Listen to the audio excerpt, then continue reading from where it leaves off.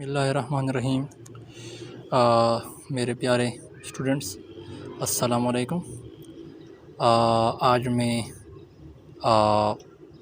First year का unit number 7 शुरू करने जा रहा हूँ, जिसका नाम है ऑसिलेशंस।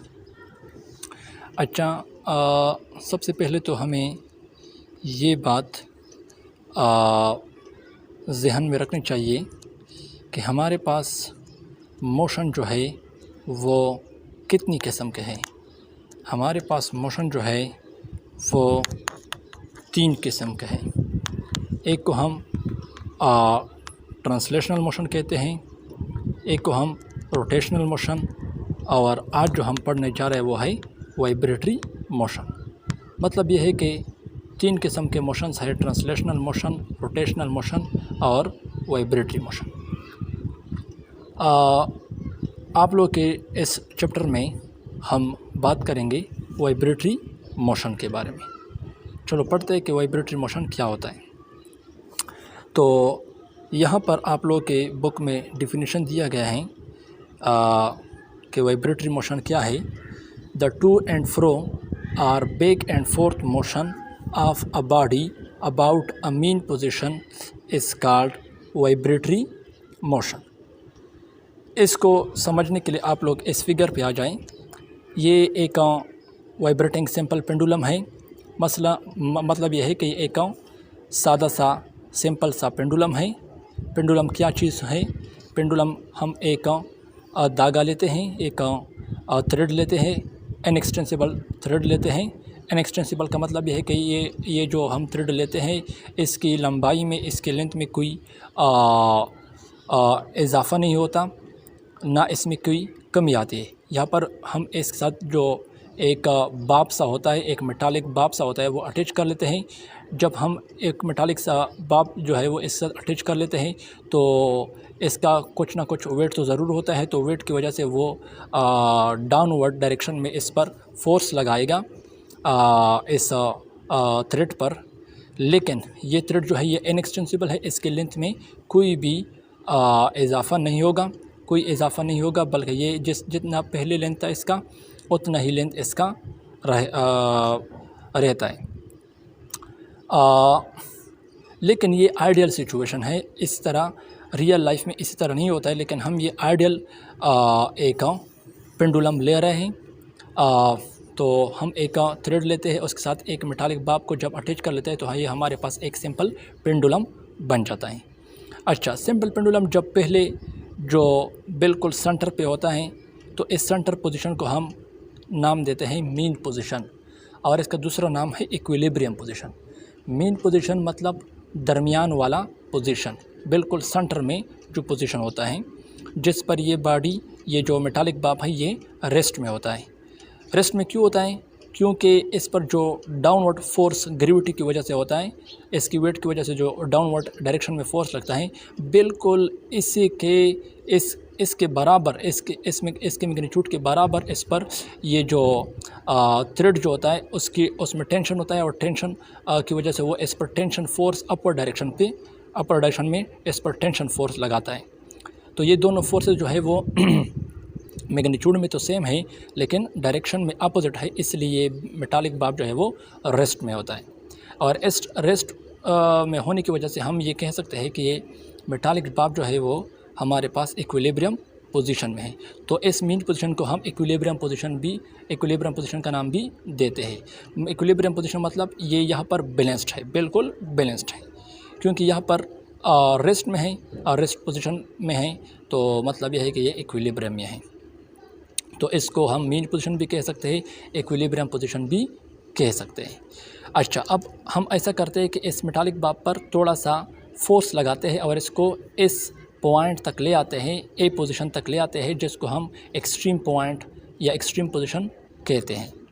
यहाँ पर लाने के लिए हमने इस पर एक्सटर्नल फोर्स लगाया। जब हम इसको छोड़ेंगे तो ये ख़ुद ब खुद आएगा ऐसा मीन पोजीशन की तरफ दोबारा, और इस मीन पोजीशन पर ये रोकेगा नहीं, बल्कि ये दूसरे एक्सट्रीम पोजीशन बी को चला जाएगा। जब ये दूसरे पोजीशन एक्सट्रीम पोजीशन बी को चला जाएगा, फिर यहाँ पर भी रोकेगा नहीं, फिर वापस इस अपने इक्विलिब्रियम पोजीशन या मीन पोजीशन को वापस आएगा। इसने ओ से ए तक, ए से ओ तक, ओ से बी तक और बी से ए तक ये जो आगे और पीछे वाला मोशन किया, जिसको हमने टू एंड फ्रो मोशन का नाम दिया, जिसको बाज़ किताबों में बैक एंड फोर्थ मोशन भी लिखते हैं। तो ये मोशन जो है, इसको हम इस टाइप के मोशन को, इस किस्म के मोशन को हम वाइब्रेटरी मोशन कहते हैं या ऑसिलेटरी मोशन कहते हैं। अच्छा डियर स्टूडेंट्स, यहाँ पर एक बात नोट करनी है कि इसको हम दोनों नाम देते हैं। वाइब्रेटरी मोशन का नाम भी देते हैं, इस टू एंड फ्रो मोशन को वाइब्रेटरी मोशन का नाम भी देते हैं और ऑसिलेटरी मोशन का नाम भी देते हैं। लेकिन इसमें अगर कोई आप लोगों से ये पूछे कि इस दोनों में फ़र्क क्या है, what is the difference between vibratory motion and oscillatory motion, तो इसका सिंपल सा आंसर ये है कि ये दोनों टू एंड फ्रो मोशन है या बैक एंड फोर्थ मोशन है। फ़र्क सिर्फ इतना है कि कुछ टू एंड फ्रो मोशन हम अपने आंखों से देख सकते हैं, उसको हम अपने नेक्ड आई से, आंखों से उसको ऑब्ज़र्व कर सकते हैं, उसको डिटेक्ट कर सकते हैं। तो उस किस्म के टू एंड फ्रो मोशन को हम नाम देंगे ऑसिलेटरी मोशन, जिसको हम अपने आंखों से देख सकते हैं। The to and fro motion of an oscillating body about a mean position which we can observe with our naked eyes is called as oscillatory motion। जबकि वाइब्रेटरी मोशन क्या है, वो उसके उलट है। The to and fro motion of a body which we cannot observe or detect with our naked eyes is called as a vibratory motion। Oscillatory motion के मैं आप लोग को मिसालें देता हूँ।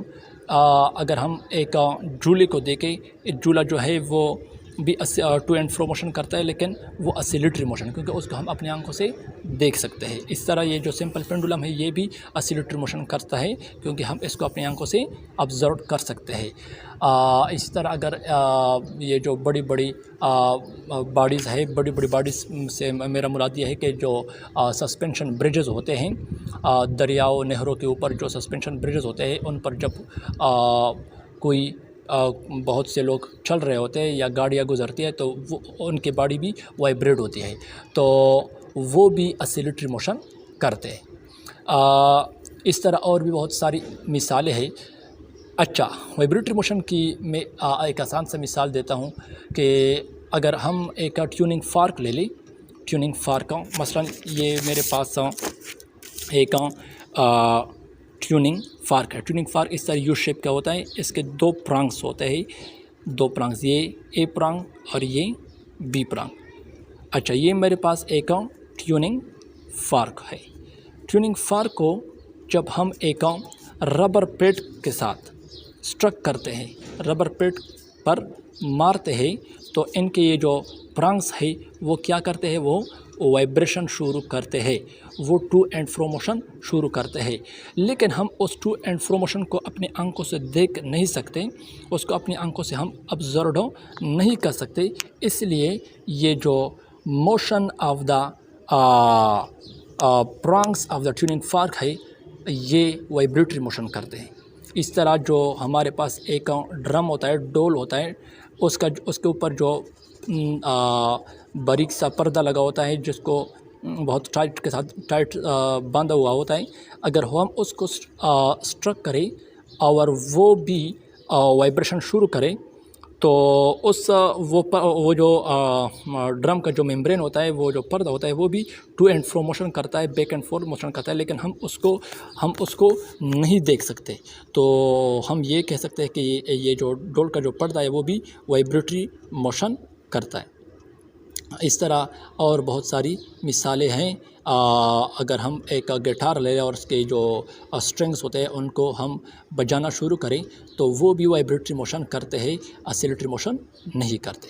तो ये थोड़ा सा फ़र्क हो गया जो मैंने आप लोगों को बताया वाइब्रेटरी मोशन और ऑसिलेटरी मोशन के बारे में।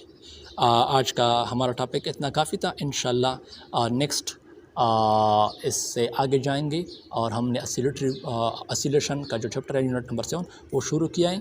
और मैं कोशिश करूँगा कि मैं एमडीकेट के तर्ज पे आप लोगों को फिर एमसीक्यूज़ भी मुख्तलिफ़ बुक से लेकर आऊँ और उसको भी हल करूँ। लेकिन वो जब मैं एक टॉपिक ख़त्म करूँगा तो फिर उसके बाद इंशाल्लाह उनकी जो इम्पॉर्टेंट एमसीक्यूज़ होंगे, जो एमडीकेट ईटर टेस्ट या नस्ट वगैरह जो जितने भी टेस्ट है उनमें आने की चांसेस होती है, तो उनके इंशाल्लाह मैं सॉल्व करने की कोशिश करूँगा।